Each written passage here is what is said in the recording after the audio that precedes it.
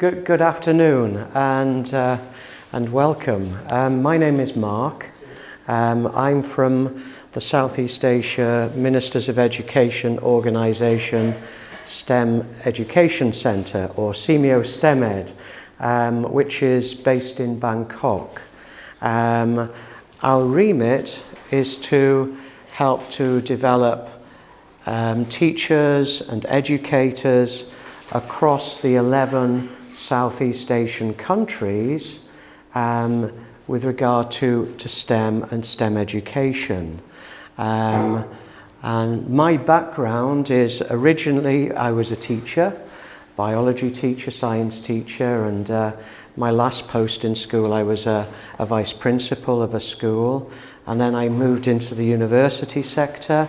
I was a lecturer at the University of Sheffield for 2 years, and then for 25 years I was a senior academic at Sheffield-Hallam University, where I was a director of the Center for Science Education.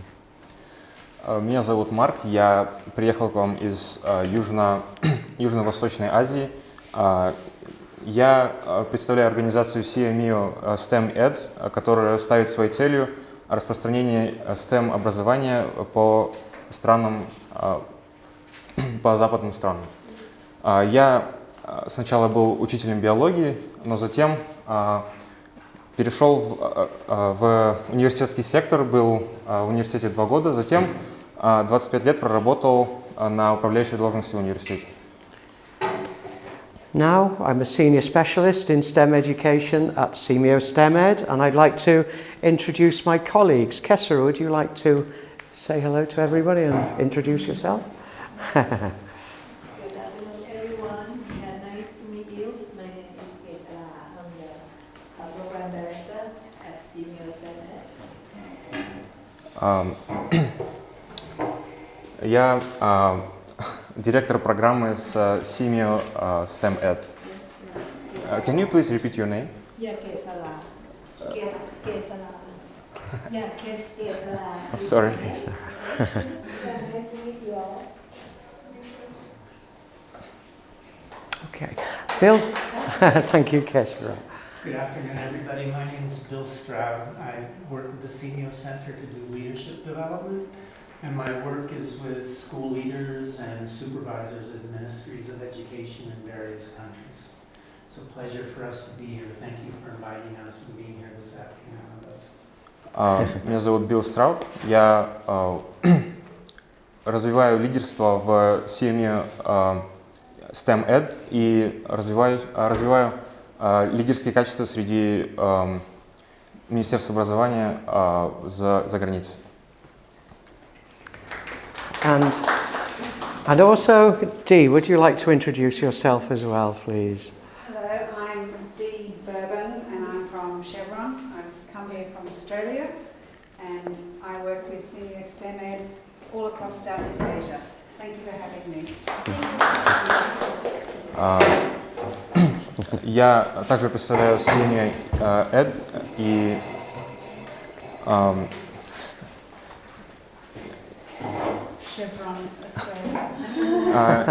я из Австралии и также работаю с SEAMEO STEM ED на территории всей Юго-Восточной Азии.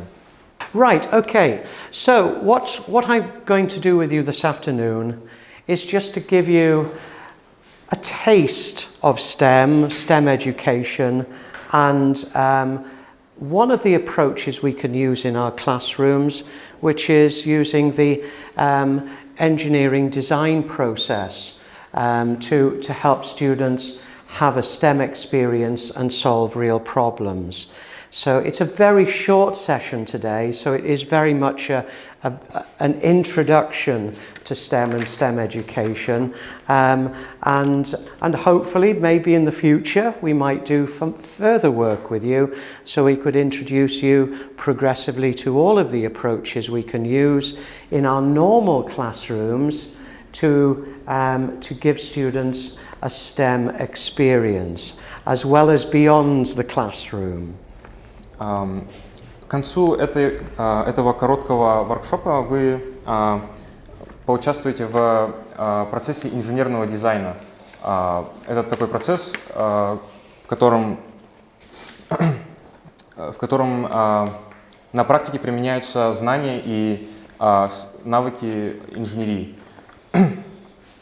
So what I'm going to do, or what I'd like you to do now, please, is in pairs, I'd like you to discuss what you think STEM is and what STEM education is, and how you implement STEM education in your classroom. Сейчас я бы хотел предложить вам в парах обсудить и записать ваши ответы на следующие вопросы. Что такое STEM? Что такое образование STEM? И как бы вы имплементировали STEM и образование STEM в ваши уроки? Please discuss in pairs or as a group of three, okay? If three on the table there, three here, a pair here, you can talk to each other. Пожалуйста, обсудите эти вопросы в парах или группах, по 2 или 3 человека. And please write your ideas down, И, пожалуйста, okay? запишите ваши идеи на бумагу. What is STEM? What is STEM education? How do you do STEM education in your classroom? Okay, currently. Yep, so please, oh, no, sorry, I just realized, yeah.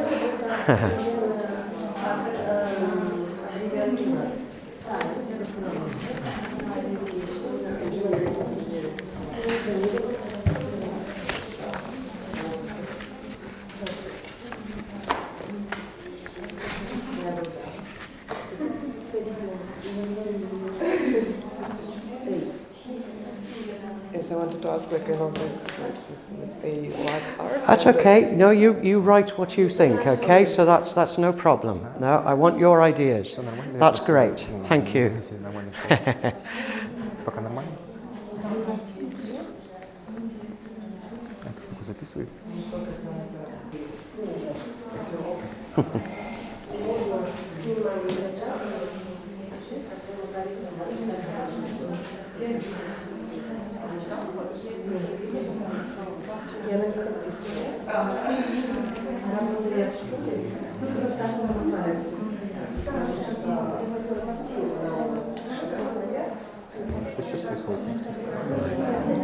Okay, I'm going to stop you now if you don't mind. Пожалуйста, остановитесь. I know you're deep in conversation. So Пожалуйста, if обратите внимание. If I could stop you, thank you very much. I know you're deep in conversation, and that's brilliant. Okay, I'm going to ask each group now just to give me one of their ideas in terms of what is STEM. Сейчас я спрошу у каждой из групп по вопросу, что такое STEM? STEM is like with STEM, students they identify problems that like around us, and by identifying these problems, then they can find ways to analyze it. They do a little bit research, and using different disciplines of science, they can do a model, and then by doing research and doing theoretical plus practical research and find some information, they can analyze it and come up with some solution that somehow solves the problem. For sure that it's not something that will give a perfect perfect answer to this problem, but this way they can learn how to do projects and how to implement the knowledge that they study at school, not just by solving problems like in maths or just studying books in biology. They can use it and then understand how it works in real life. Great, thank you very much for that. Can you translate then? Спасибо. Спасибо, очень отличный ответ. Thank you very much. Excellent. Okay, so this group, what is STEM? What is STEM? Хотя вот вы почти все уже сказали, но я немного дополню, я буду по чуть-чуть говорить, чтобы вы I will add some information to what she said, but I think she covered most of the information. Okay, thank you. Я скажу, можно, да? Okay. Да. Ну, как бы всем известно, что STEM это у нас наука, технологии, инженерия и математика. Everybody knows that STEM is science, technology, engineering, and math. Ну, то есть, если вкратце сказать, что это освоение науки с помощью технологий, с помощью цифровых технологий, математики, вот, так как уже выше уже упомянуто, как говорили, с помощью каких-то опытов, тех же моделей, элементарно той же презентации. Speaking in short terms, STEM is like teaching science using technology, engineering, math, using practical methods, presentations, and so on. Okay. Ну, изучение не только в теории, но и на практике, применение на практике. Not only in theory, but also on practice. Okay, thank you very much for that. Great. So, what is STEM education? This group. Ну, я думаю, что в STEM ребенок развивает свои инженерные навыки. I think that using STEM, a child can develop his engineering skills. Okay. Он учится синтезировать, то есть то, что навыки он в теории взял, он может синтезировать в виде практики. Using STEM, he can use his theoretical knowledge and put it in practice. Например, если взять химию, да, там у нас есть, например, вот такая тема пища, да, вот, или там элементы в организме человека. Там он может применить свои знания и по биологии может он применить, и может применить свои знания в математике. То есть он может посчитать рацион, дневной рацион, например, для диабетиков, для беременных женщин. То есть он и анатомию там изучит, и плюс математику изучит, и плюс химию. Using STEM, a student can, for example, use chemistry and biology to synthesize some, maybe a diet plan for a pregnant woman, for a person suffering from diabetes and other conditions. And during that time, he can also improve his skills in math and other subjects. Okay, great. Thank you very much for that. Спасибо за ваш ответ. How do you put STEM into practice in your classroom? Как вы могли бы привести в практику STEM на вашем уроке? Практика жизнінде өзіміздің қолымызда бар, күнделікті үй жағдайында қолданылатын заттардан, кәдімгі таза суды, крандағы суды фильтрден өткізіп жасап көргенбіз. Сол арқылы біз үй жағдайындағы заттардан таза судың құрамын анықтауды көрдік. Using STEM, we can, for example, clean tap water using filters, using household items, and improve our quality of water. Okay, thank you. How do you put STEM into practice in your classroom?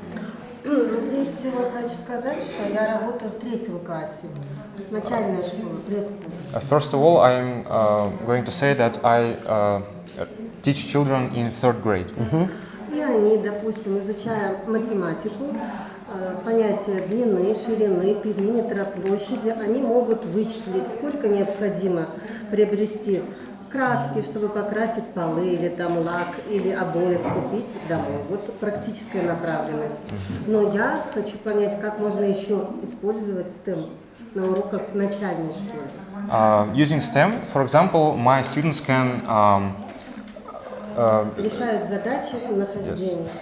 Can use their knowledge of 3D dimensions such as width, height, and perimeter to, for example, calculate the amount of paint that is needed to paint a wall. But I'm also very interested in how else I could use STEM to teach my children. Great, thank you very much for that. Okay, so we have a good understanding of STEM and STEM education and ideas in terms of how you can do it in the classroom. And I think this is really important because I think at SEAMEO STEM ED, we don't just see STEM as something which happens outside the classroom. Very often STEM is seen as something which is extracurricular, that a small group of students might do for competitions, and what we're trying to do, and what I suppose I've been doing with teachers across the world over the past 25 years in many, many countries, is helping them to implement STEM within the normal curriculum. Whether you're a biology teacher, a chemistry teacher, physics teacher, computer science, mathematics, or a primary school teacher, how we can integrate it into our normal teaching programs.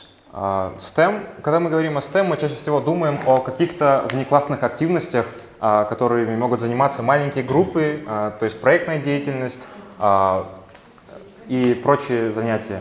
Но то, чем я занимался последние 25 лет в качестве старшего офицера в STEM ED, это я пытался имплементировать этот STEM в нормальные классные уроки, обычные. То есть в классе среди большинства детей научить их тому, что такое STEM.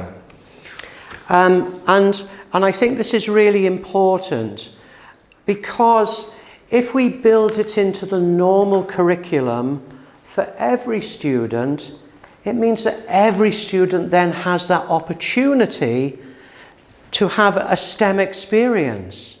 Я считаю, что это очень важно, потому что если дать эту возможность, дать возможность обучаться STEM каждому ученику, то у них появится преимущество по сравнению с прошлой программой. And that's what really important, and I'm going to come back to why it's important shortly. И поэтому это важно. Через некоторое время я вернусь к этому и объясню, почему это важно. So during the session, we're going to just briefly revise what is STEM, STEM education, the components of STEM and and how we can implement STEM education in our classrooms very briefly. And then I'm going to introduce you to one approach that we can use to help students to get that STEM experience as part of our normal classes. Сейчас мы поверхностно покроем, что такое STEM, то есть те вопросы, на которые вы уже ответили, мы дадим более точные ответы. И затем мы объясним один метод, которым можно имплементировать это STEM-образование в обычные школьные уроки.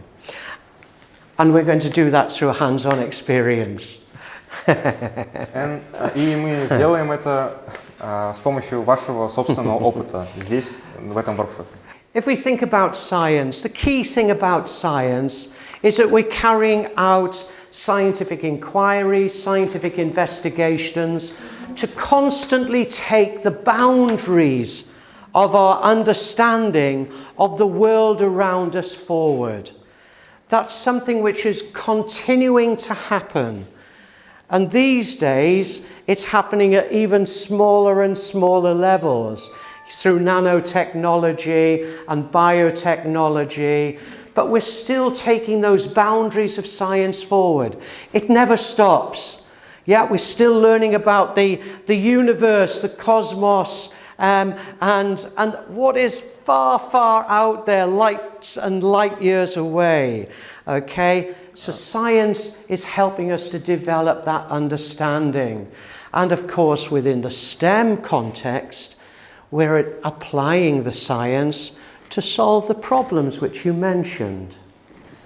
Что такое наука? Наука включает в себя изучение и понимание мира, который нас окружает. С помощью науки мы можем изучать то, что нас окружает. Например, что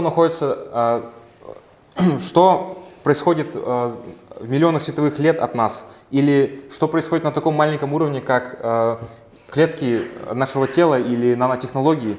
И этот процесс, наука, никогда не останавливается. Мы продолжаем изучать дальше и дальше и дальше. И этот процесс никогда не закончится, потому что информации очень много. And technology is what we've developed to solve problems. Yeah, within the man-made world, as it were. Okay, that technology solves problems for us. If you think about something that we've got on our tables here we are, simple technology. Yeah, at one time we didn't have scissors. How did we cut paper and other things? Yeah, but this was designed and developed to help us solve that problem. So we very often think about technology as information technology, as electronic technology, and we often forget that actually technology is everything that we've created, within our man-made world. Что такое технология? Технология – это то, что мы используем, чтобы решать проблемы, которые предлагает наука. Например, эти ножницы, когда-то у нас их не было, но как мы тогда резали бумагу? Ножницы были придуманы людьми специально, чтобы резать бумагу, потому что была проблема, что мы не можем резать бумагу. И когда мы говорим о технологии, мы всегда представляем себе компьютеры, чипы и так далее, информационные технологии, в общем. А на самом деле технология – это гораздо более широкое понятие, которое включает в себя что-либо, что помогает нам решать какую-то проблему. So, today we have these wonderful, electronic technologies. My goodness, things that have, all of these things, or many of these things have happened since I was born. Oh, dear me, that really does age me, doesn't it? But now, of course, we not only have technologies like this, which were developed to help us measure things, but we have our information technologies, our electronic technologies, which are helping us today and automating things for us today. And dare I say it, even thinking for us today. Посмотрите на всю эту технологию. Искусственный интеллект, машинное обучение, автоматизация процессов, 3D-печать и так далее. Все это появилось после того, как я родился. Это, на самом деле, я выгляжу старым из-за этого. So if we think about STEM education, as you mentioned, what this helps us to do is to bring the world of STEM into the classroom and engage students with the world of STEM. And of course, this word STEM has all sorts of misconceptions as a result of, dare I say it, the English language and how we use the English language. That some people think of stem cells, some people think of the stem of a flower, when they think of STEM. But of course, there are many definitions of STEM education, and I'm going to share one with you now. STEM – это понятие, которое до сих пор запутывает многих людей. Когда люди думают о STEM, из-за сложности английского языка, они могут представлять себе стволовые клетки, которые созвучны со STEM, или, например, стебель цветка, который также созвучен со STEM.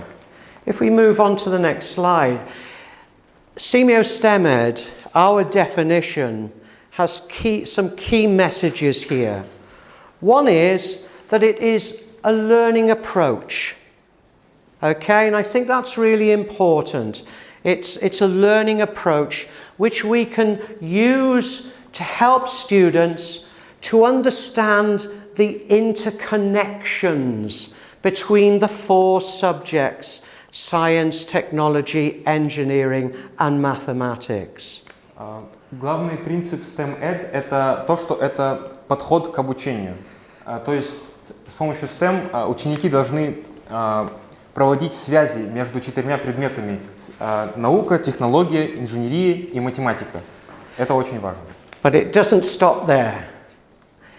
We should be engaging students in solving real problems within real context for learning when we are engaging students in STEM experiences in our classrooms. So it's not just enough to engage them in understanding how those 4 subjects interconnect, but how those interconnected subjects are then applied to solve real problems.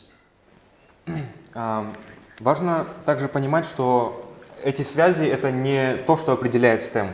STEM – это также включает в себя обучение детей применять эти навыки, эти связи на практике для решения настоящих проблем реального мира. And of course, through those experiences, we're developing the skills that the workforce of the 21st century require. Those team-working skills, problem-solving skills, communication skills, leadership skills, etc. that students need when they move into the world of work. И с таким подходом включения детей в практику мы готовим рабочую силу 21 века, которая нам так необходима.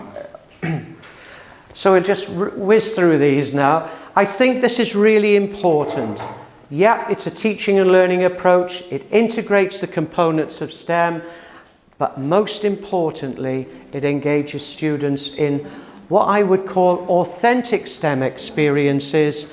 In other words, solving real problems within real contexts for learning. Real contexts. Аутентичный STEM — это решение проблем в реальных условиях, используя науку, технологию, инженерию и математику. Okay, so moving on, whizzing on. We know this, that it's integration. Now, what I would emphasize is that the integration happens naturally.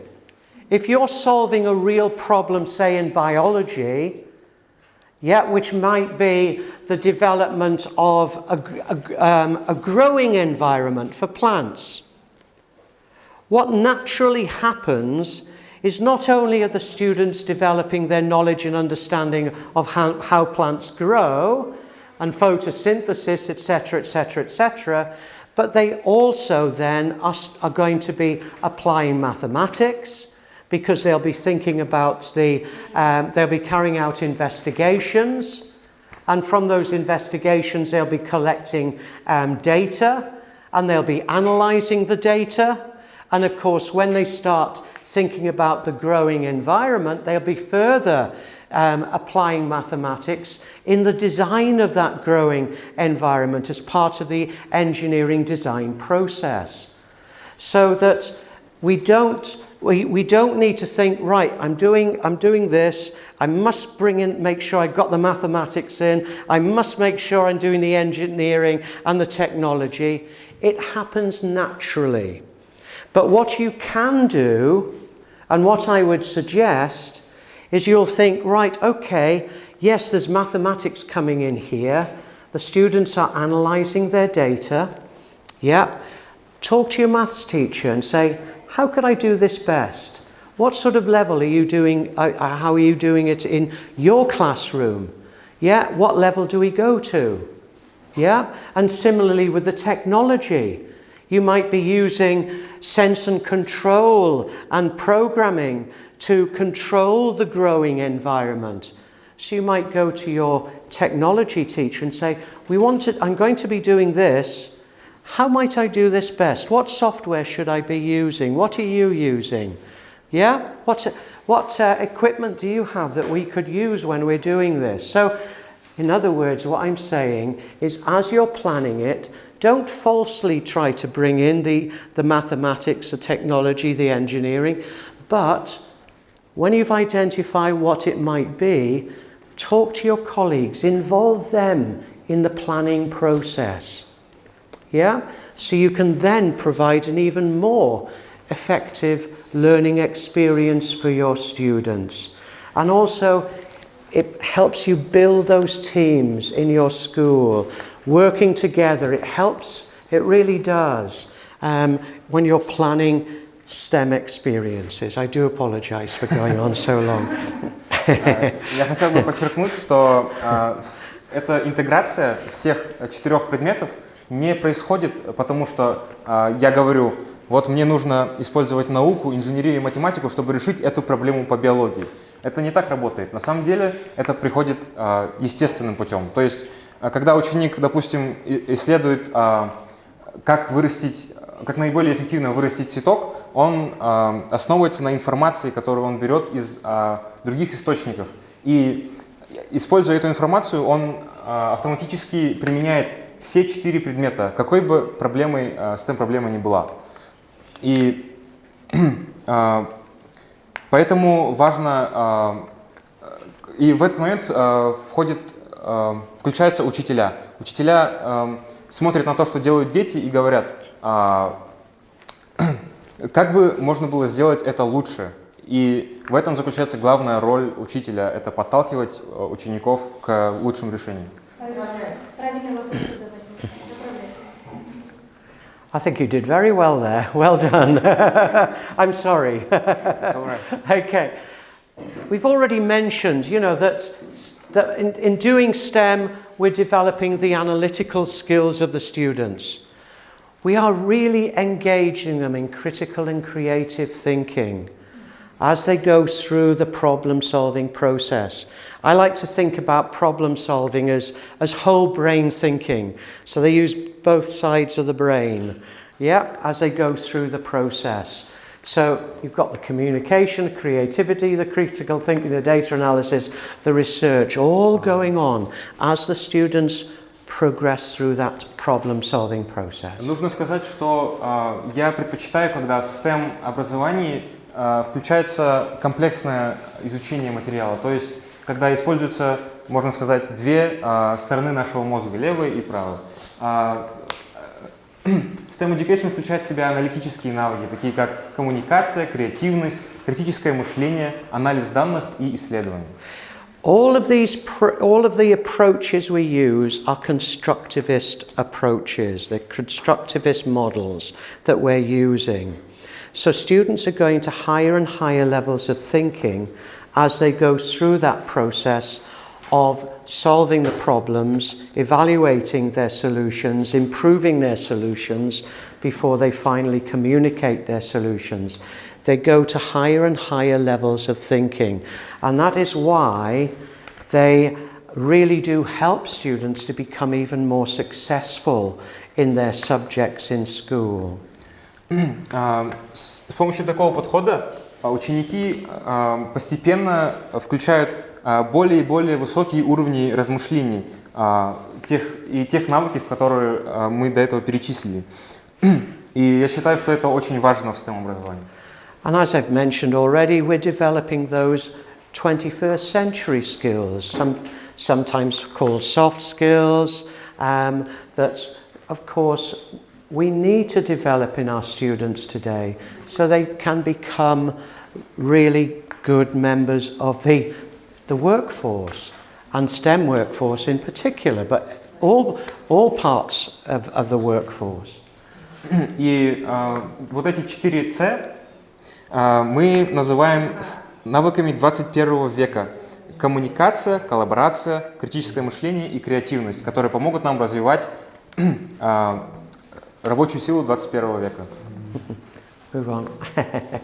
And of course they become more aware of STEM careers, because within those contexts they're going to be working as engineers, or they might be working as biotechnologists, or they might be working as technologists, food technologists, but they are developing an understanding of the careers that are available to them.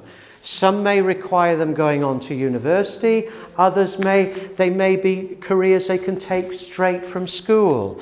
So by providing these experiences for the students within context, we're developing their understanding of the career opportunities that are there.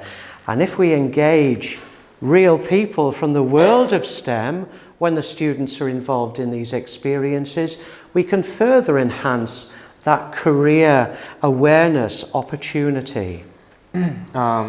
STEM также помогает обучить учеников о тех карьерных возможностях, которые им доступны. То есть какая бы профессия в итоге не оказалась выбрана учеником, если она в сфере STEM, то STEM-образование направит их в нужную сторону и предоставит им нужный опыт в том, какие профессии им нравятся, а какие нет. И также стоит отметить, что многие STEM-карьеры даже не требуют высшего образования. The approaches we can use in our classrooms are many, okay?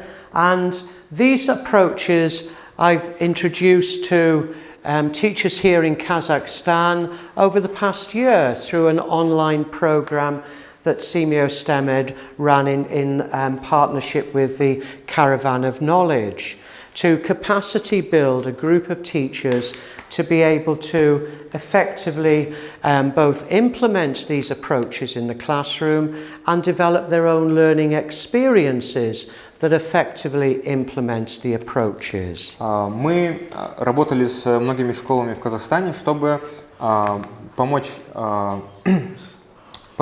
их школьным программам включить в себя STEM-образование. Это активное обучение, обучение, основанное на изучении и включении, научные расследования, инженерный дизайн и так далее. The approaches we can use, active learning, which you're all very familiar with. I know virtually every teacher in Kazakhstan has had at least 3 weeks training in active learning. We can use active learning approaches to engage students in real problems. Inquiry-based approaches.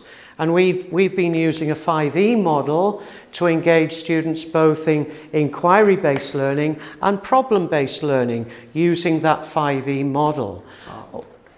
Also, because I know you're going to take it off here, so we can use scientific investigation to solve problems as well, or apply it within the engineering design process or design thinking process, or even within problem-based learning. Scientific investigation is key within those models to help students identify parameters, to help solve the problem, to test their solutions to the problem, test their prototypes ultimately as well. So it's really important, not only as a standalone approach, but also within these other problem-solving processes. And of course, something that many of you are already using beyond the curriculum, project-based learning as well. The key to all of these, though, is that they all engage students in solving real problems within real contexts in our classroom. Обучение, основанное на проблемах, это одно из основных понятий в STEM. Оно помогает ученикам лучше включаться в процесс и обучаться практическим навыкам. И все навыки представлены на этом слайде и упомянутые мной ранее должны включать учеников в применение навыков для решения настоящих проблем в настоящих условиях реального мира. Okay, so please just spend a couple of moments just to discuss those questions and your experience of being in a windstorm. Okay, whistling down the step. Okay, I've experienced it, and myself when I've been in Aktau, for example. That was where I last experienced it. So tell me your experiences and why did the trees fall down? Опишите ваш опыт с ветряными штормами и почему деревья падают.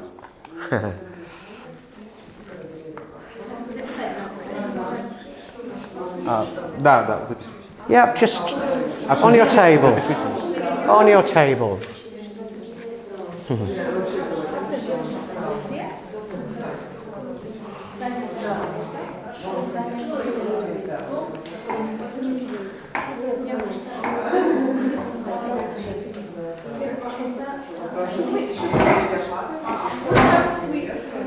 Are we supposed to design something to construct the building? You will be shortly.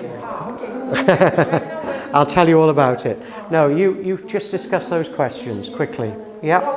Those questions, yeah, please. Thank you.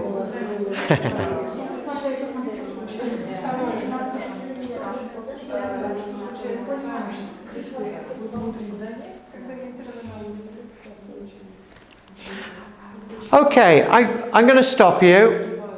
I'm just going to get some ideas. This table. Пожалуйста, обратите внимание. What was it like? Have you experienced being in a windstorm? What was it like? Когда-нибудь попадали ли вы в ветряной шторм и каково это было?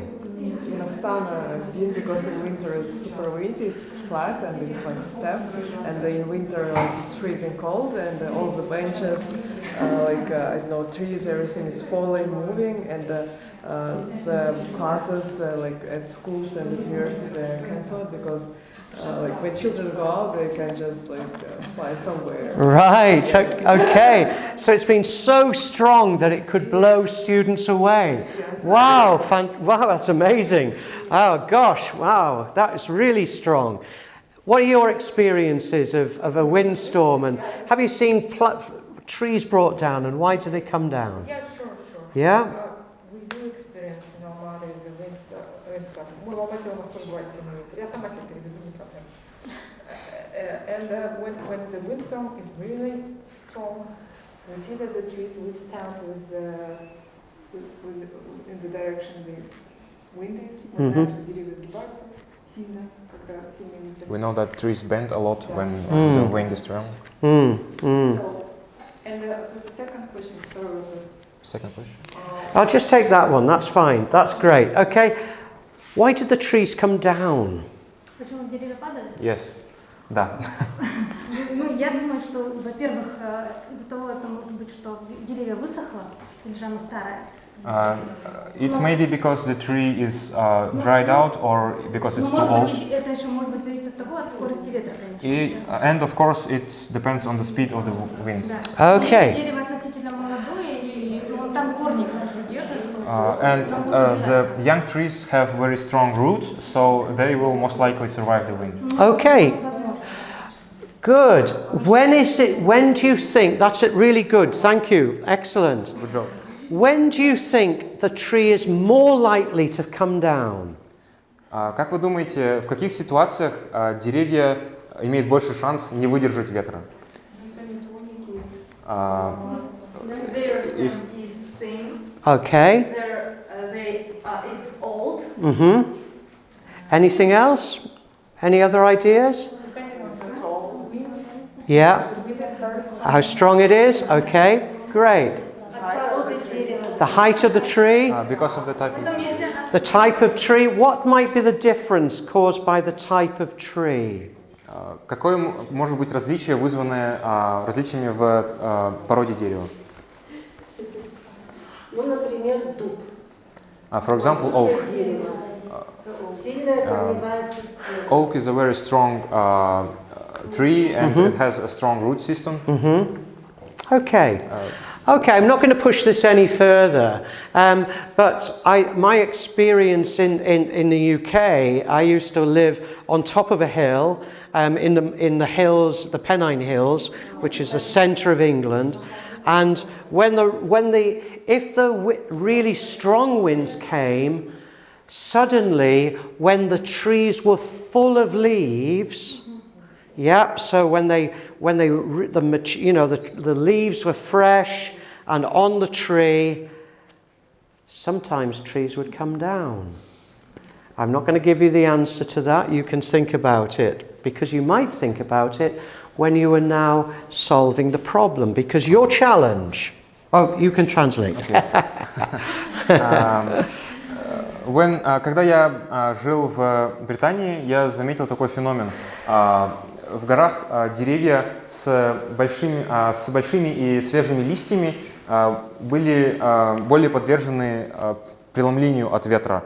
Я вам сейчас не скажу, почему это так. Вы должны подумать об этом в командах и обсудить. So, your challenge, Ваше задание. or your mission, should you choose to accept it, is to design and build a tower that will stand up in the wind. It will hold 3 coins above 30 centimeters. So above 30 centimeters, okay, a foot as we would call it in the UK. Yeah, it has to stand at least 30 centimeters, hold 3 coins, and be freestanding, so you can't tape it to the table or to the floor. It has to be freestanding. You have 4 sheets of paper and you have a meter of tape, okay? And I hope you might have 3 coins each. I only have 1 in my pocket, I'm afraid, but I'll leave it on the table here. Hope you might have 3 coins. At least we do have 3, so we can test it. So your challenge is to build a tower which will be freestanding using 4 sheets of paper, and you have to use all 4 sheets. You can use scissors, so you don't have to just use the complete sheet. You can cut it if you want. Cut them if you want, but you'll also need to have 3 coins on the top of it, and then we'll test them in the wind. We have a fan, okay, which is going to provide our wind, and we'll test your towers. Okay. Теперь мы предлагаем вам принять наш вызов. Challenge. Please attention. Извините, внимание, пожалуйста. Сейчас мы предлагаем вам принять наш вызов, построить башню, которая будет стоять 30 сантиметров и должна будет с 3 монетами наверху, на самой вышке, выдержать ветер нашего вентилятора. Эта башня не должна быть приклеена или примотана к столу, она должна стоять свободно. И, пожалуйста, приступайте. У вас есть... Она должна быть вертикальной, да. И она должна быть минимум 30 сантиметров. То есть монеты должны быть минимум 30 сантиметров от стола. У вас есть 4 листа бумаги на стол, лента и прочие материалы. Приступайте. You have 15 minutes to do this. У вас есть 15 минут на это задание. Starting now, 15 minutes in your teams to design and build a tower, freestanding tower that will stand up in the wind and will hold 3 coins, okay? She asked a question. Yeah. They can use only the materials that we discussed, like the paper and the tape, right? 4 sheets of paper, tape, scissors, coins. That's all you can use. 4 sheets of paper, meter of tape, and the 3 coins. Okay? So up to you, folks. I'm going to give you 15 minutes to solve this problem, and then we'll test our towers. Также вы должны использовать все 4 листа бумаги. Вы не можете использовать посторонние материалы, только бумагу, инструменты, монеты и скотч.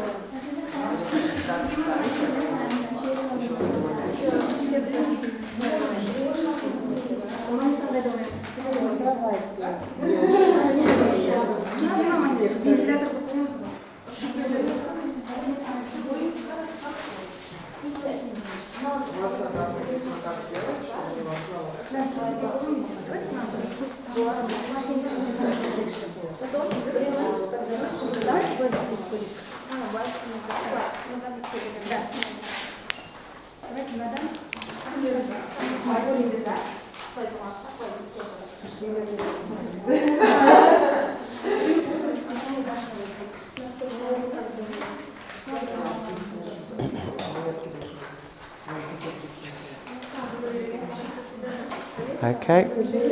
Give everybody some responsibility on your table. Make sure every person in your team is involved. Напоминаем, что главная задача сделать так, чтобы башня выдержала сильный ветер от вентилятора. Мы так надеялись.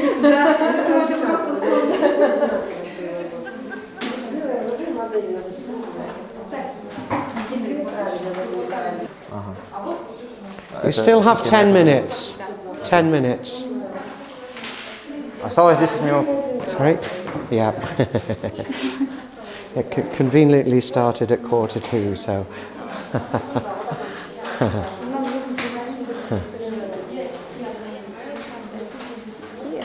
Yeah, we could test it here. Right, okay, folks, time is up. Okay? Time is up, I'm afraid. So, I'm going to ask each group now to come, in turn, to come to the front. You'll be putting your tower on the mark here, okay?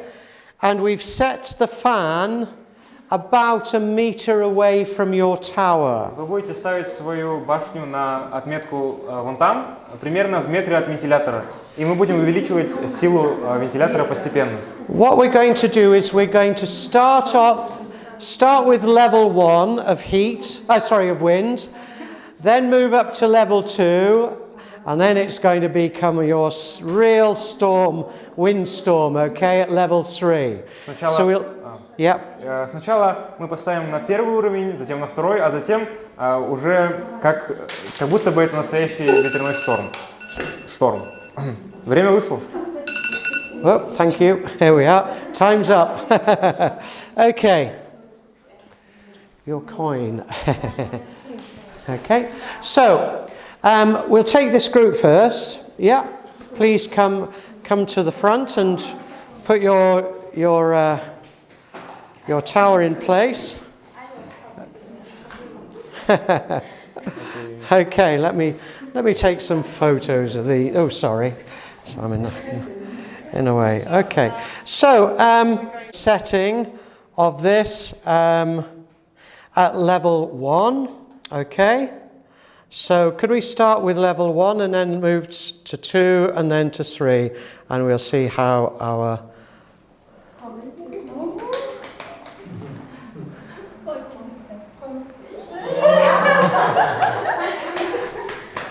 Okay, so what level were we at when it fell? First level. First level. Okay. Never mind. Now, thank you very much, group number 1. Something to remember here, folks, is that wasn't a failure. That was a test of their solution. Хочу напомнить вам, что это не было провалом, это было всего лишь тестирование их решений. Okay, because we test our solutions and then we modify and improve them based on the outcomes of our tests. So, thank you, that was your solution, thank you very much. But before we move on to the next group, can you tell us why you chose your particular design and how you might improve it next time? Перед тем, как мы продолжим к следующей группе, хотелось бы спросить у вас, почему вы выбрали именно такой дизайн и в следующий раз как бы вы его улучшили?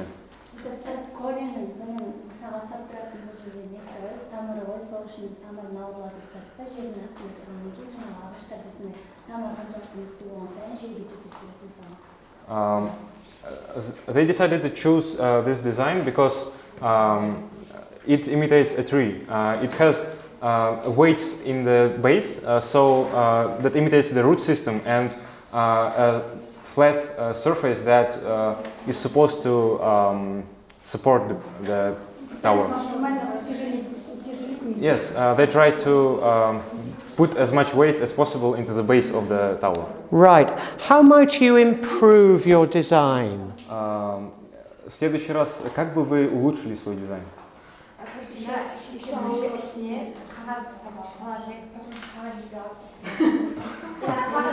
They said that they did not have enough paper to provide sufficient weight. They say they would make the stem thicker and maybe make the root system a bit more stable. Okay, thank you very much for that. So, our next group, would you like to bring your tower for testing, please? And then you can also, once you've tested your tower, then you can explain to us how you felt the tower solved the problem and any improvements you would make to it. Вторая группа сейчас переносит свою башню к тестовой площадке, и после теста мы также спросим, почему вы выбрали этот дизайн и как можно было бы его улучшить. 3, 2, 1.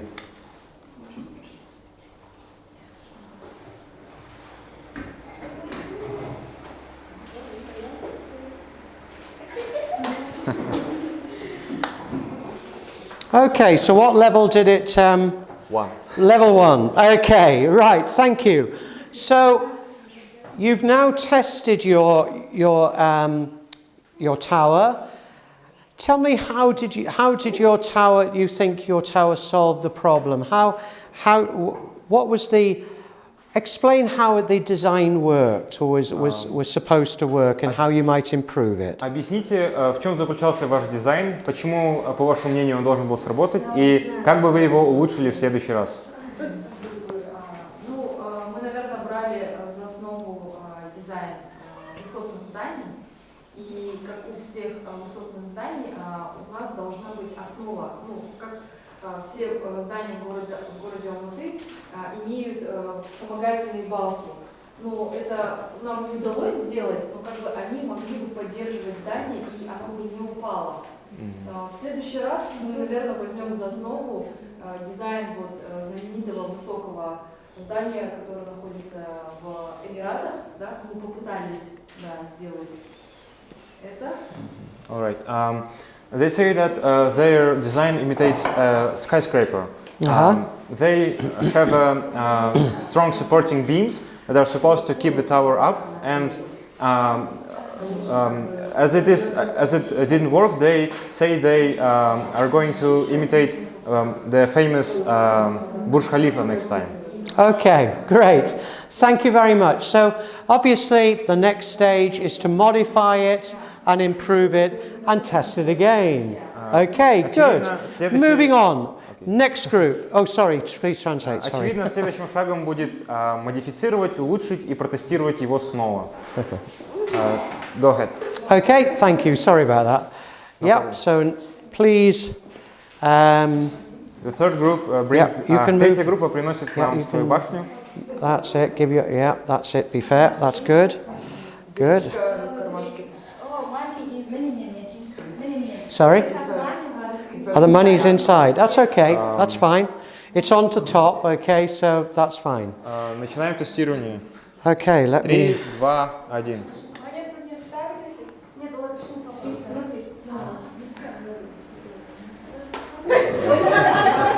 Okay, so what level? First level. First level. Okay, right. So tell us how your design worked and what improvements you might make to it. Скажите также, на чем основан ваш дизайн и как бы вы улучшили его в следующий раз? Мы бы сделали другой. They say they would abandon their current design and choose another one instead. Добиваясь нужной высоты. А из других складываем несколько раз конусы. И как вот вокруг прилепили, чтобы было бы основание более прочным. И держалось. Ну, наподобие ракеты. She says the next time they would make one main beam, a thin beam, to have the required height, and they would build multiple cones, big cones to tape around the beam to increase the base area. Okay, great. Thank you very much for that. Okay, thank you. Well done, everybody. Thank you. Thank you. Now, the important thing here to emphasize, and this is really important, is just because it fell over, okay, in the wind, it didn't mean that you'd failed, okay? You developed your solution to the problem, and you were testing it, okay?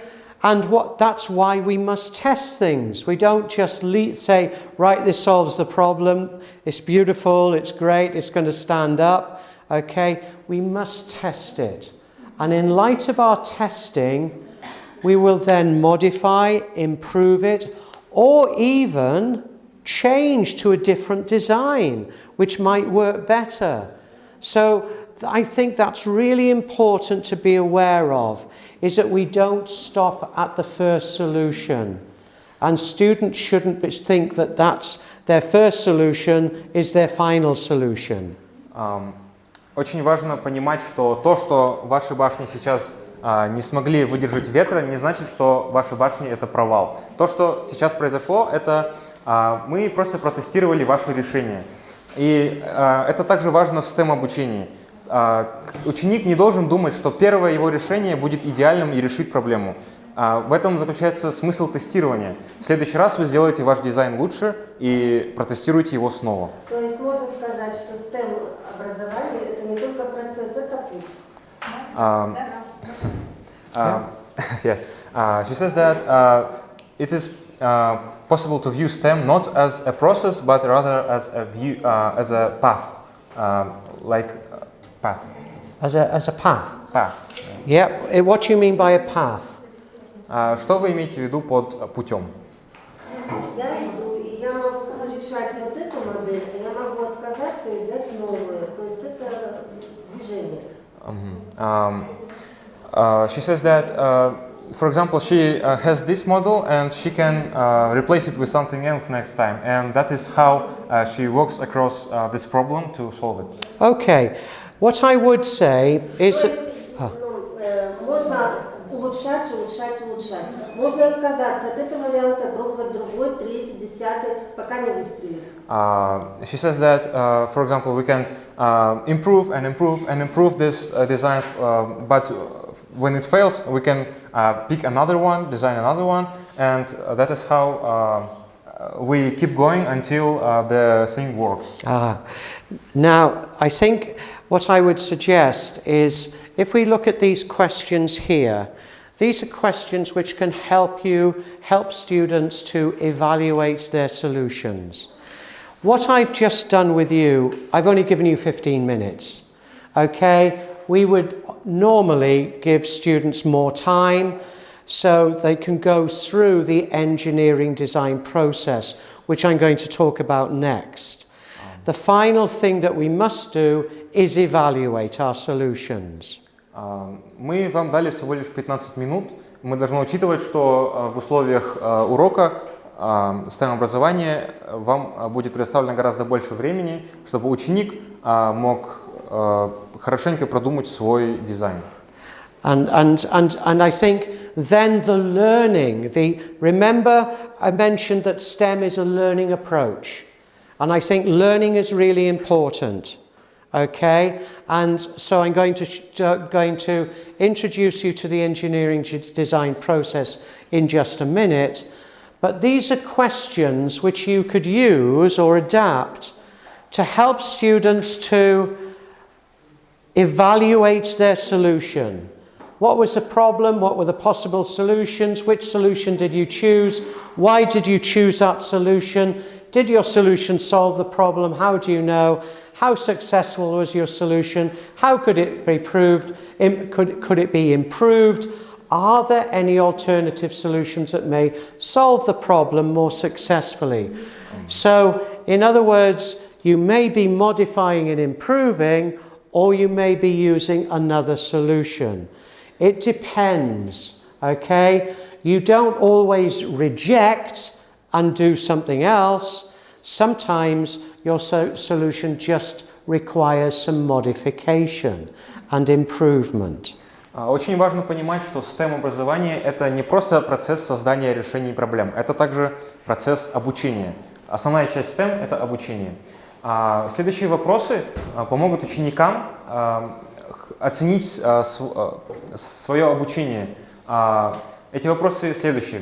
В чем заключалась проблема, которую нужно было решить? Какие были возможные решения для этой проблемы? Какое решение вы выбрали и почему вы выбрали это решение? Решило ли это решение проблему? Как это определить? Насколько успешным было ваше решение и как можно было бы его улучшить? Есть ли какие-либо альтернативные решения, которые могли бы решить эту проблему более успешно? And I think I'm going to move on to introduce us. You know, if you think about how you might vary this. Yeah, you might vary the material that you're using, the type of paper that you're using. You might use thicker paper. You might also change the, we've changed the fan speed. What you might do is set the fan speed and move the tower closer and closer to the fan. So, and the height requirement, I set it at 30 centimeters. Okay, you might increase it. So there are different variables you could use for a similar problem. Похожую проблему можно было решить с большим количеством переменных, таких как толщина бумаги, высота башни и так далее. В этом заключается процесс STEM-обучения, изменения переменных. And moving on. Many of you made the links when you were just describing. Could we move on to the next slide? Thank you. Well, just troubleshooting. Say with your primary school youngsters, if they're having challenges getting started, or if their tower keeps falling over, you might just make a little hint. I don't like giving them the answers, but what you might say, what might happen if you increase the size of the base? Например, приведем в пример ваших третьеклассников. Если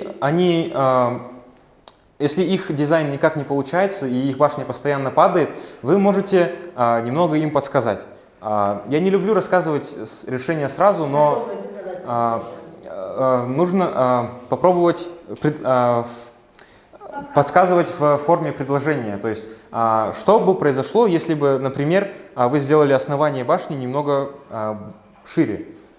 Okay, so sometimes you might ask them a question. Yeah, what might happen if it increased the width of the base? Might be too leading, but you might say to them, you know, think about the tree. When you look at the tree, yes, think about the trunk of the tree. What do you notice about that? You know, so you get the students just thinking, you know, the trunk, as you were saying, is wider at the bottom than it is at the top. So by just saying, you know, what do you notice about the trunk of the tree, might get them thinking then. But we're going to move on anyway. No, please translate. Okay.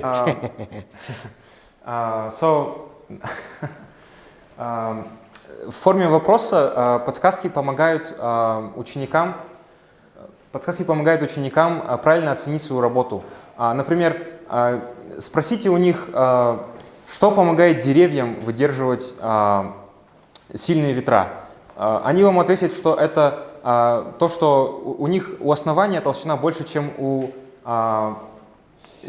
верха. И они бы додумались до этого и сами, но вы помогаете им сделать это более эффективно.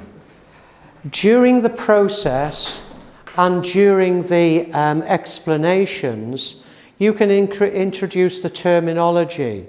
Normally during the process, the students will do some research. They won't just come up with a solution. Yeah? They'll first of all need to really understand the problem.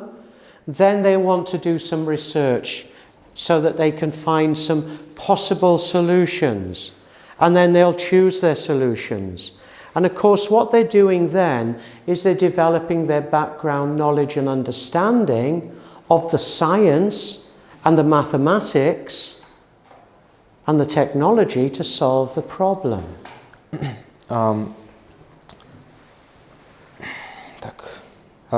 Чтобы решить проблему, ученикам сначала придется в любом случае провести какое-то исследование. То есть невозможно сразу из головы вытащить дизайн. Сначала нужно оценить проблему и ее возможные решения, используя посторонние источники, такие как интернет или литература. Но Yeah, that's fine. That's okay. you've already made the links between, with the engineering, you've made the links with the science and the mathematics, and of course you can draw those out more when you're debriefing the students, when they've given their explanations. You can maybe introduce some of the terminology that they may not have used, or you could introduce a little bit more about the engineering, the science and the mathematics involved in it, if they haven't drawn those out. Как учителя вы можете предложить ученикам подсказки в виде терминологии. Например, для башни это латеральная сила, нагрузка ветра и другие. С помощью этих терминологий ученикам будет проще оценивать то, что, например, в их дизайне пошло не так, или как можно его улучшить. And of course, what you've been involved in here is engineering. You've created the technology. The tower is the technology. Okay, so this is the solution to the problem. That's what technology is. Okay, so a building is technology. And то, чем вы сейчас занимались, это самая настоящая инженерия. Башня – это технология, а инженерия – это процесс создания технологии. Вы с помощью этой башни попытались решить настоящую проблему. And of course you're applying the science, the mathematics to solve that problem. All the science to do with forces, compression forces, tension forces, lateral forces. Yeah, you can measure those. Yeah, depending on how sophisticated you make this, the students might be measuring, they might be testing the materials they're using, testing the shapes that they use before they choose their design. And of course they will be measuring when they're doing that. They may be carrying out calculations using equations for calculating the force. Again, it depends on the age group of students and the ability of students you're working with. Чтобы решить проблему, ученики могут использовать уравнения и прочие методы в зависимости, и сложность этих методов зависит от возрастной группы ваших учеников. The key thing to remember that engineering design process is a problem-solving process. It's a process that engineers are involved in to solve problems. There are many examples, okay? Just go back one slide. Нужно понимать, что инженерия – это, конечно же, наука о решении проблем. Another one. Yeah, so there are many versions of the engineering design process. But the one that we tend to use at SEAMEO STEM ED is the next one, okay? One second, please. Существует несколько видов и моделей решения моделей инженерного процесса дизайна, но тот, который мы чаще всего используем, это следующий. So if we next one. Next one, yeah. So if we think about it, first of all, we need to understand the problem. We might be giving the students a problem to solve rather than students identifying a problem. However, if you're depending on the age, ability and experience of your students, they might be identifying a problem that they want to solve. Первый шаг – это определить проблему. Конечно, вы можете предложить проблему ученикам сами, но в зависимости от возрастной группы ученики могут также и сами определить, в чем заключается проблема. The more your students have been involved in problem-based learning experiences or inquiry-based learning experiences to solve the problems, ultimately the students then start identifying their own problems to solve. So that maybe that the students will get to that stage where they identify the problem, but normally in the learning environment, we will have identified the problem and introduced it to them, but then what the students need to do is to develop a real understanding of the problem so that they can then start thinking about solving it. Конечно, в большинстве случаев мы сами предлагаем проблему ученикам, но для того, чтобы начать решать проблему, ученикам нужно сначала правильно и полностью ее понять. And so at this second stage, when they're exploring ideas, they'll be doing research. Yeah, so they might be doing research in terms of ways in which this problem might have been solved in other situations. They might be also developing knowledge and understanding to be able to solve the problem, developing their knowledge and understanding of forces, compression forces, tension forces, how to measure those. They might be learning about materials, they might, and so on. So what they do at this stage is they develop their knowledge and understanding and then identify possible solutions to the problem from doing their research. Второй шаг – это исследовать идеи, относящиеся к решению проблемы. Для того, чтобы это сделать, конечно, ученикам нужно проводить свои исследования, по-английски research. And then, sorry. В процессе проведения исследования ученики могут укрепить свои знания насчет проблемы и исследовать терминологию, такие как, например, латеральная сила, сила сжимания, растяжения и так далее. And then, of course, they choose a solution. You were doing that actually in your tables, weren't you? You were discussing possible solutions and then you chose one, but you didn't have much time to do that. So they then choose a solution. And what they might then be doing is first of all developing a drawing, of their design, of their solution, and getting some feedback from their peers, from other groups, or from you, but normally from other students in the class, other teams. They'll be presenting their design and getting some feedback on their paper design. They then move on to the next stage of building their models. Конечно, все те решения, которые вы придумали на втором шаге, нужно отсеять до одного, который вы выберете и с помощью которого вы в конце концов придете к решению проблемы. Это означает, что нужно сначала ученикам придумать рисунок, нарисовать рисунок и правильно выразить свои идеи для остальной команды. And then they'll develop their model. Now, what I normally do with students when I'm going through this process is they'll develop a working model, at this stage. So they come up with a design, they get some feedback from other groups, they develop their model, and then they test their model.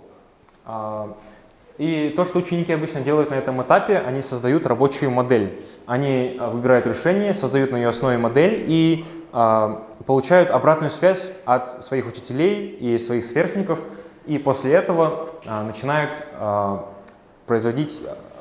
уже строить само решение.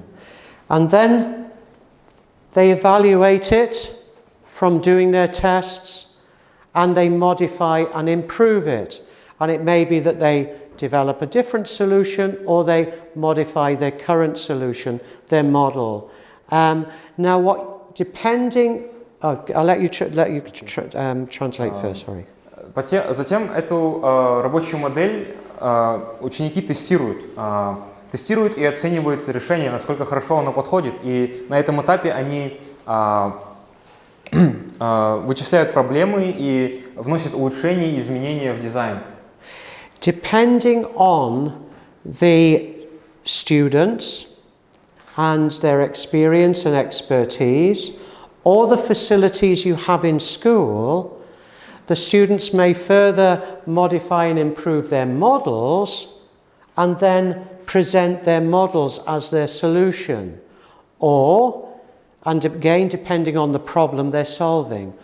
Or they might develop a full-size prototype to further test and then modify and improve and present.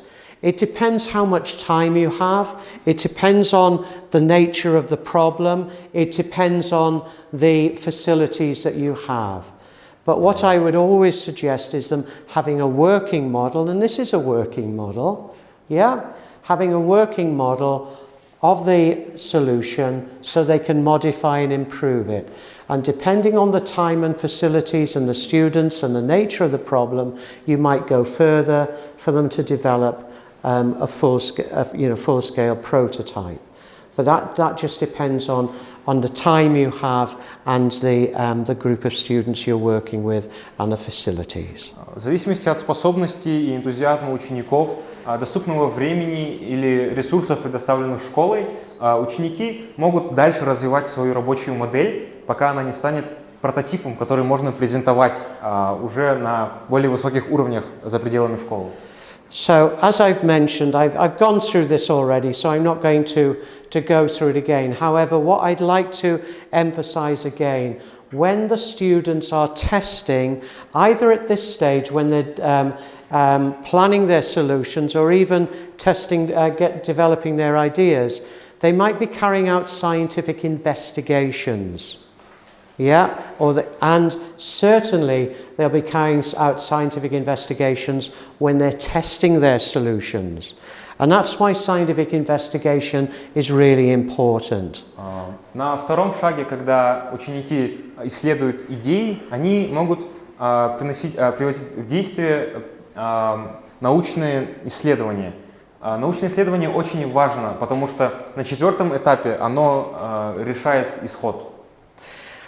In many of the countries I've worked in, and I've worked across Asia and South America and Europe, I've found that even though scientific investigation is part of the curriculum, it's very often, the students very often don't get experience of scientific investigation and develop their capabilities in scientific investigation because it's not assessed.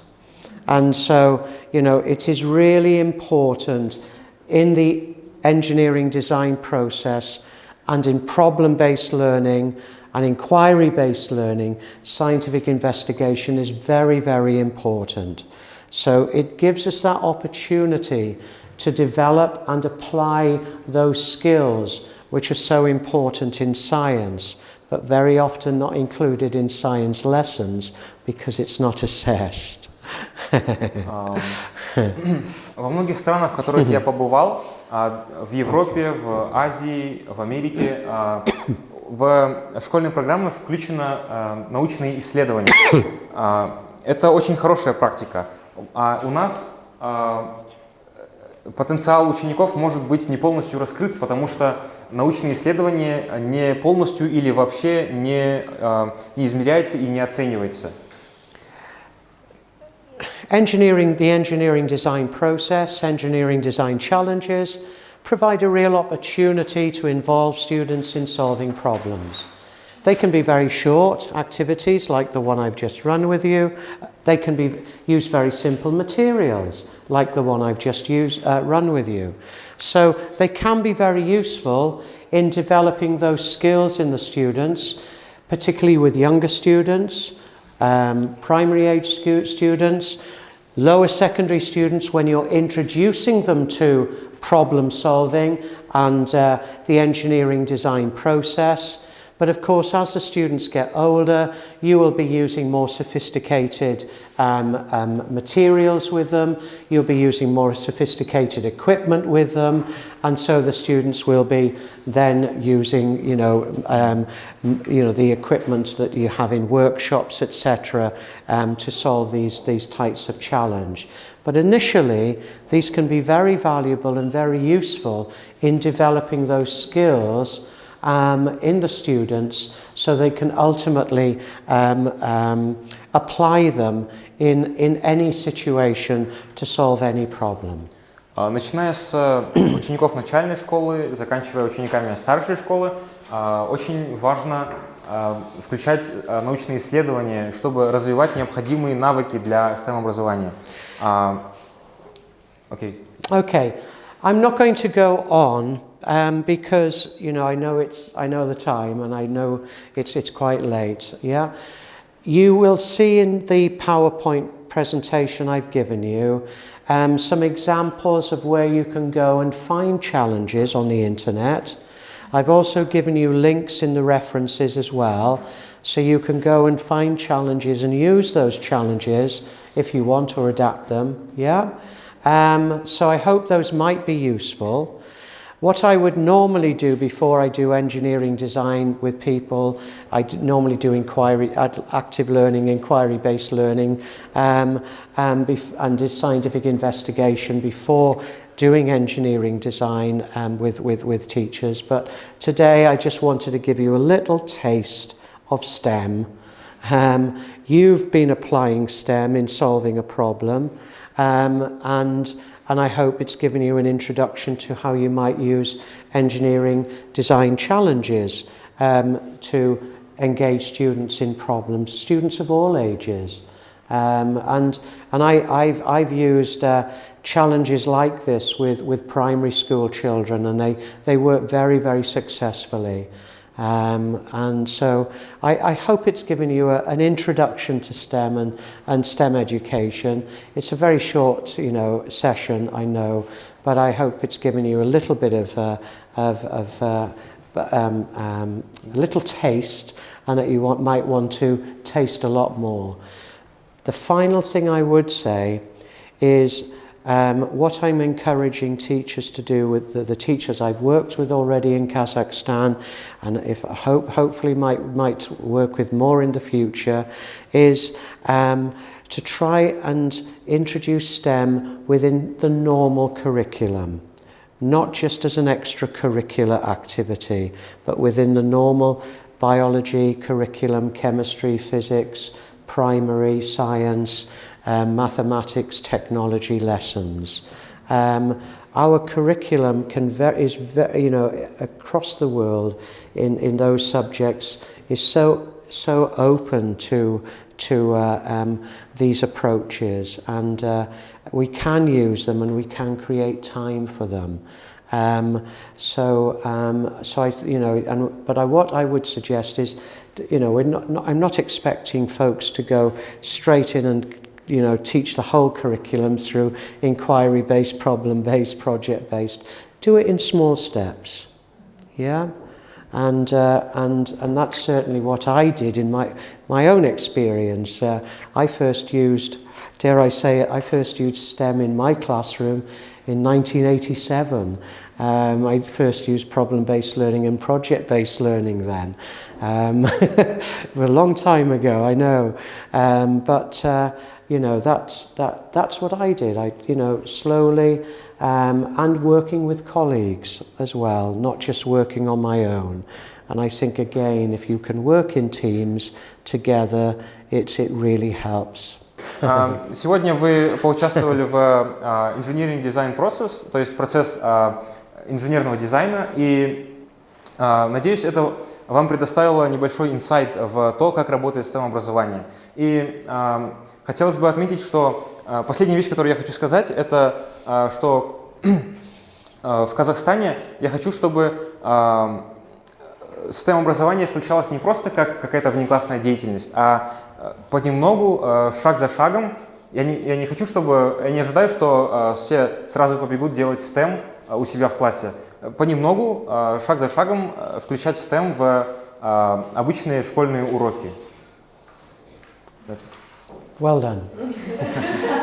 One final thing is the way that we support students through inquiry-based, problem-based, project-based learning experiences is through questions.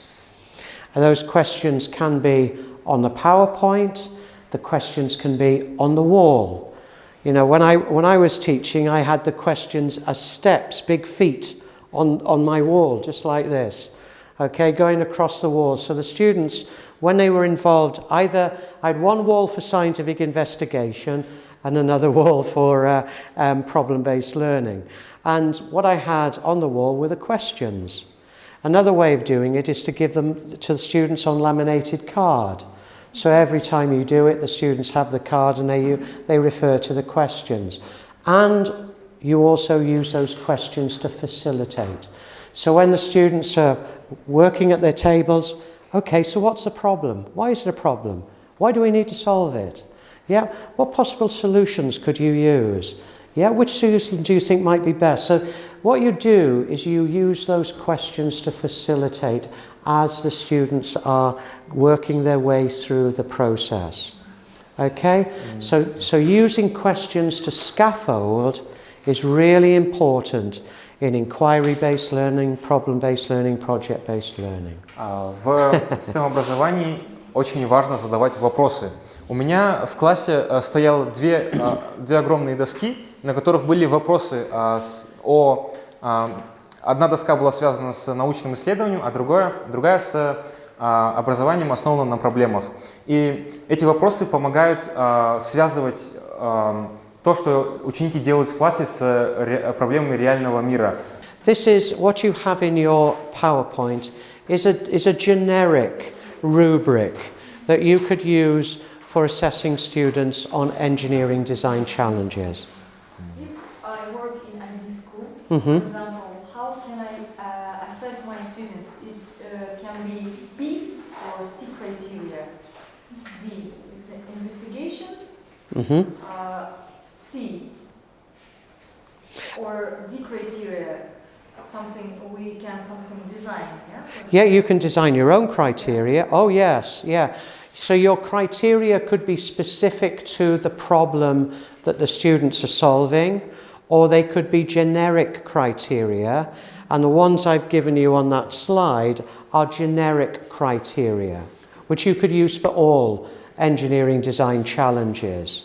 Okay, it's just an example, but it is important that we do assess students, and students assess themselves, and they peer assess. Okay? The other thing as well is as they go through the process, you can be assessing them at the stages in the process as well. So you don't just have to assess students at the end of the process. Okay? Don't forget to evaluate. And if it is time to go home, which I know it is, then the students can do that evaluation at home. Okay? And they can share it the next lesson. Or they can share it online. Okay. Вопросы также помогают оценивать учеников и их работу. Оценка и комментарии по поводу работы учеников должны быть не только в конце всей работы, но и по пути. Те вопросы, которые вы задавали, например, про толщину ствола дерева, могут помочь ученикам в конце, после всей работы, оценить всю свою работу в целом. Они будут использовать эти вопросы и таким образом улучшать свои навыки. Получается, понимание проблемы, исследуем идеи, термины, решения, отсеиваем рисунок, рабочая модель. Тест-драйв – это фактически производство, если вот вникнуть в суть, правильно? Производство машины, ракет, одежды, правильно? Yes. She says that this process that we just did, engineering design process, is with all its steps, such as evaluation, identifying the problem. I know the. Okay. Yeah, okay. go on. She just wrote a lot of steps. No, that's fine. Okay. These steps, they're basically the same steps as there are in the production. For example, the production of cars, the production of products, or even rockets, for example. Yeah, because they're using the engineering design process. Yep. So they're engineers who are doing that. Yeah.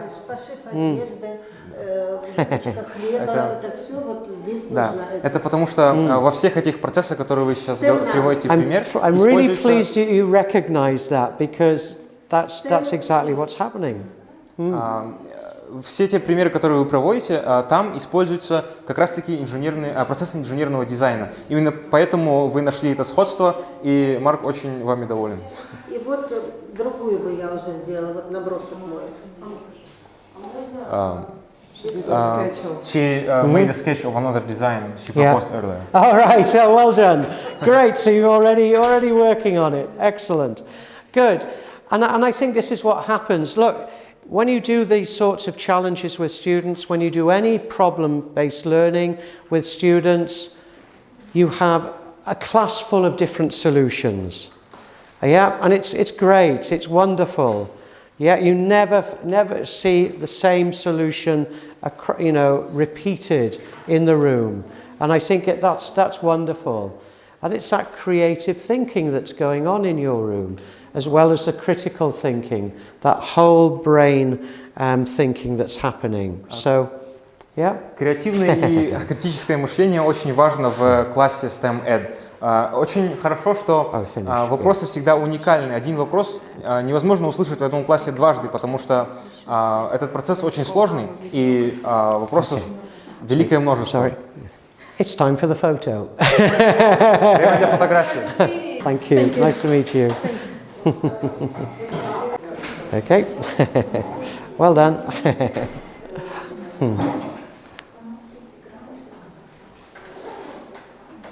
Thank you.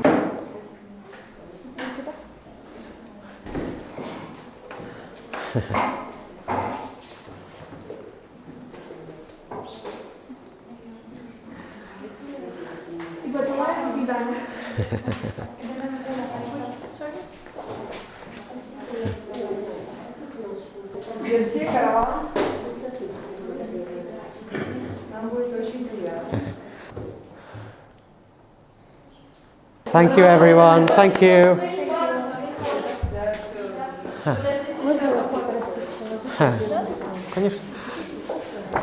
I know it's late. Bye-bye. Thank you for coming. Bye-bye.